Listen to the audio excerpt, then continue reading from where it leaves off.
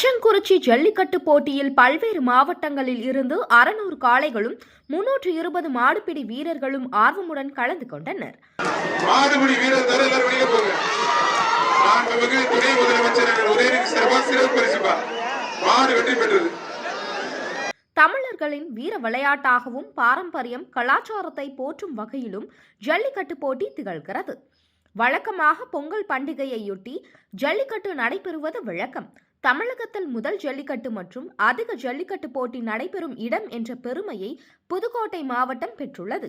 அதிக வாடிவாசல்களை கொண்டது மட்டுமல்லாமல் ஜல்லிக்கட்டு காளைகளும் காளையர்களும் அதிகம் உள்ள மாவட்டமாகவும் திகழ்கிறது. அந்த வகையில் இந்த ஆண்டு தமிழகத்தின் முதல் ஜல்லிக்கட்டு போட்டி புதுக்கோட்டை மாவட்டம் கந்தரவக்கோட்டை தச்சங்குறிச்சியில் இன்று தொடங்கி நடைபெற்று வருகிறது.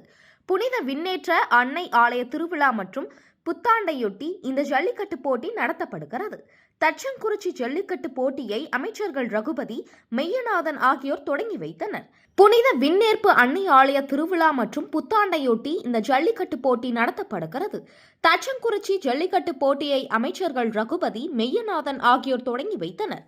இதையடுத்து கோவில் காலை அவிழ்த்து விடப்பட்டு ஜல்லிக்கட்டு போட்டி தொடங்கியது.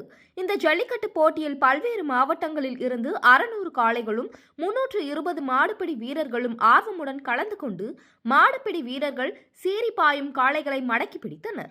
இதில் சுற்று வட்டார பகுதிகளைச் சேர்ந்த பொதுமக்கள் கலந்து கொண்டு போட்டியை கண்டு ரசித்தனர்.